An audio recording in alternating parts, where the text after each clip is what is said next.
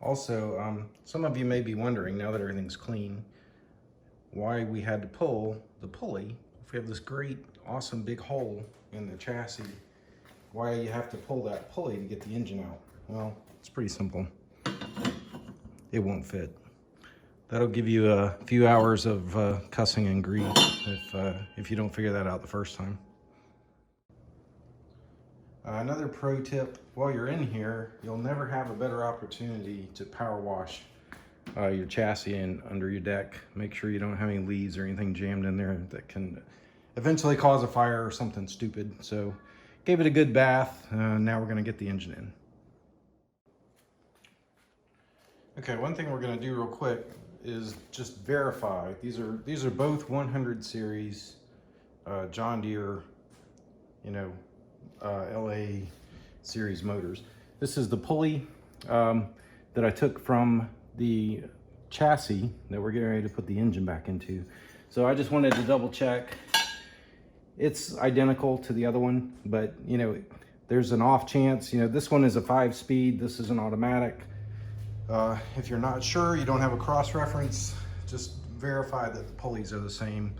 Otherwise you could get a slipping belt, or something doesn't line up right, you'll throw belts forever, etc. So they look like they're exactly the same, so I'm going to reuse the one from the 5-speed just in case and put it back together.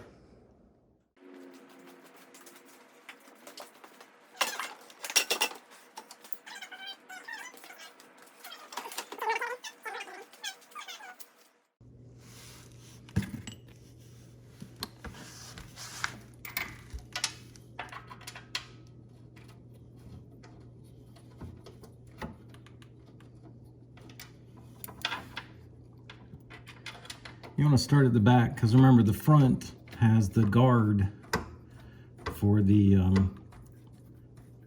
belt, for the drive belt. So get everything started in the back.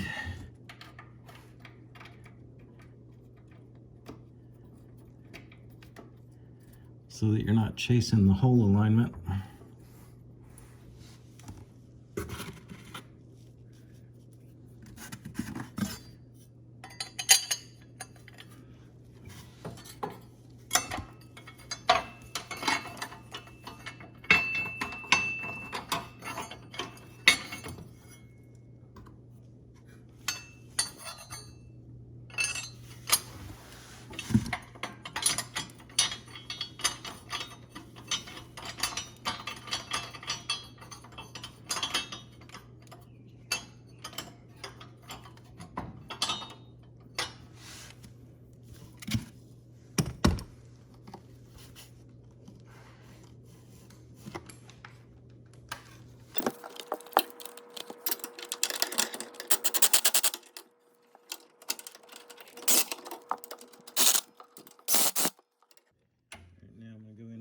Ratchet and make sure that they're actually tight enough.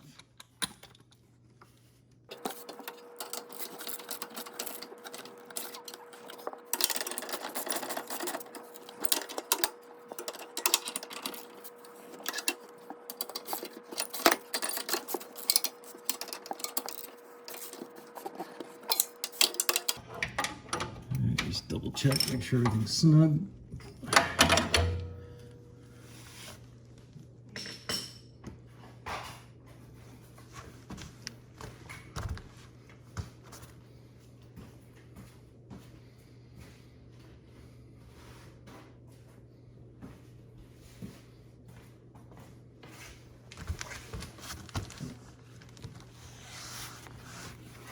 Wipe the oil running down from the dipstick tube being loose. Last thing you want to do is get oil saturating your drive belts, causing issues down the road. You notice it's keyed on the crank. You have a key in the pulley as well. So make sure everything else is lined up on your pulleys.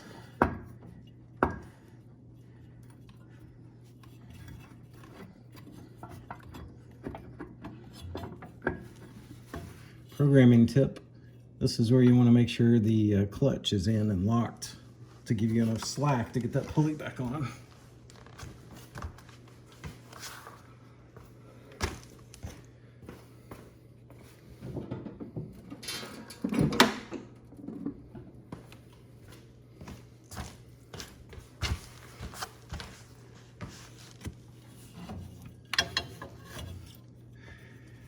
Funny how it works that much better.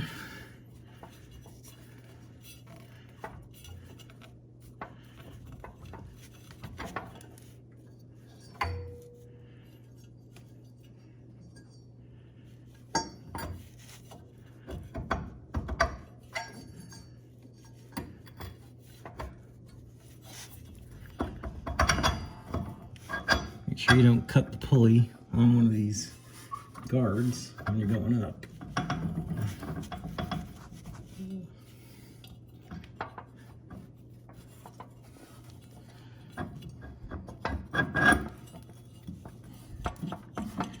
All right.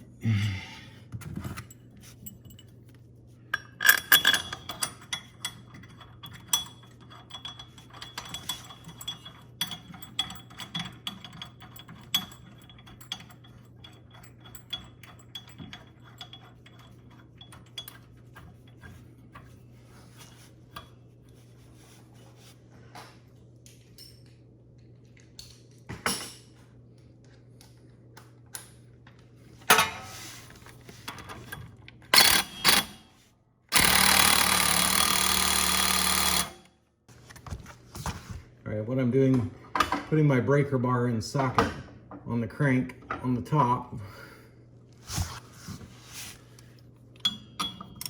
And I'm just going to verify that this thing is tight, and it is, so we don't have a pulley fall off in the midst of cutting grass one day. Okay, that is the bottom end done and ready to go. It's bolted down. We're going to go back up top, hook up the fuel line and the wiring harnesses, and fire it up and make sure that we got everything in right. Okay, again, the bottom is all buttoned up. The left side, this is where we have the starter connection and our wiring harness for the body. So I'm going to grab my rag.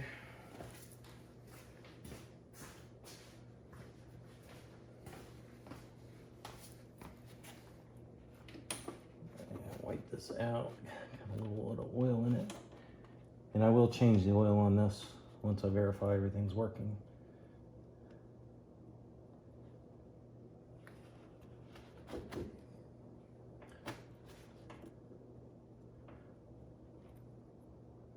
Connectors only go on one way. Start her up.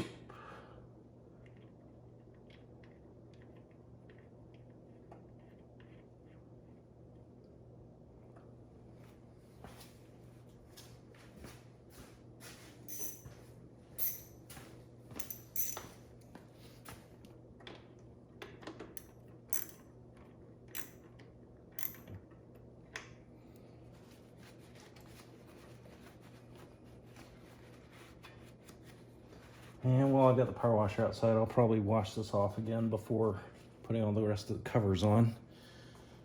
Just so if something does leak in the future, we'll know where it's coming from and not just some random leftover stuff from today.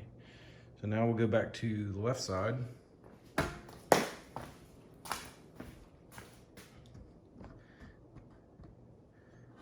we'll finish the fuel. Okay, I just double checked that the dipstick tube O-ring is seated. We don't have any vacuum leaks. Everything there is reconnected the way it's supposed to be. Fuel lines are hooked up, throttle, linkages, and the choke. All that is not hooked up. Be right back. All right, on this side again, we've hooked up the fuel connections. Now we're gonna hook up the throttle.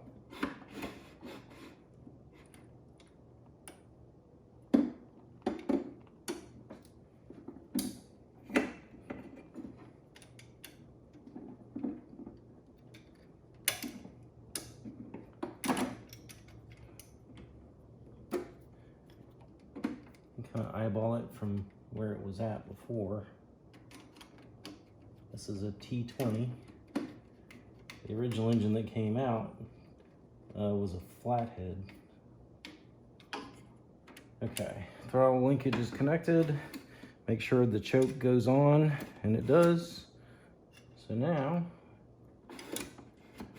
and more importantly, make sure the choke goes off. Okay, I don't like the way this is sticking. That's gonna cause some issues in the future. So I'm gonna go ahead and lube this and clean it real good. I've got another video on what happens when that spring breaks and the choke won't return. I'll link it here, but this is one I'm gonna have to keep an eye on after I clean it.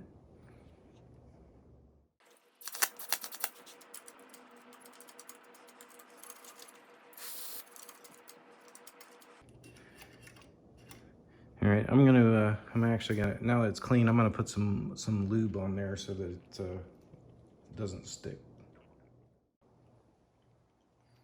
Okay, remember guys, WD-40 is not a lubricant, it's just a water displacer. This is some heavy duty garage door lube.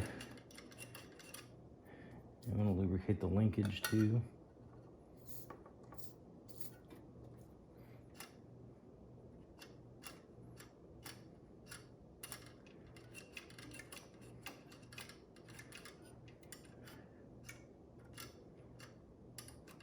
I think that'll be okay, but definitely we're gonna keep an eye on that in the future. All right, let's see what happens.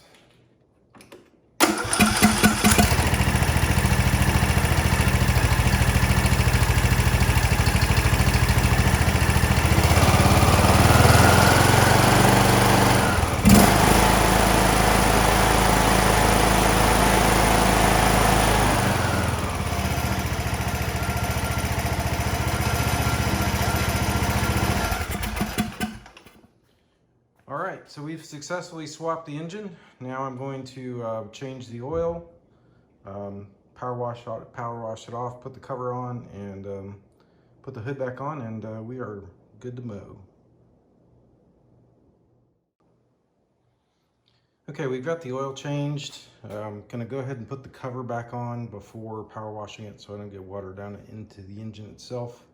And then we'll be ready to test drive it. So follow along. I'm gonna get this cover on. I've already put the cap back in the top, so the rest of it is just gonna be kind of wrestling these guards and stuff and making sure that everything gets seated the way it's supposed to. And this, putting the fuel pump back in is gonna be fun, but we'll get it.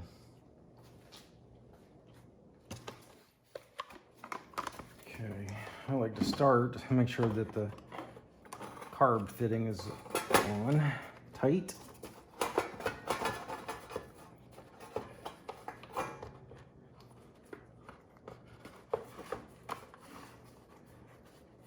Kind of work my way around.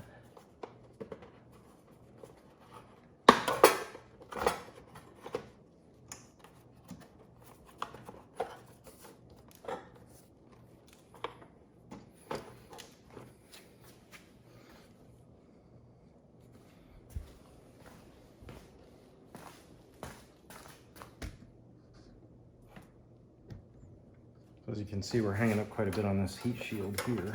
So once that's done, everything's good and tight. So now we'll put the 4 bolts in and the air filter.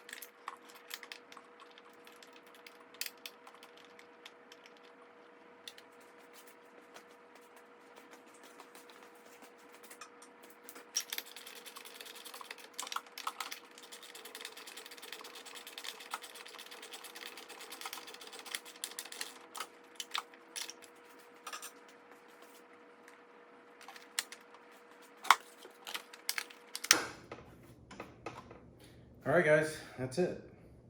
Thank you for watching.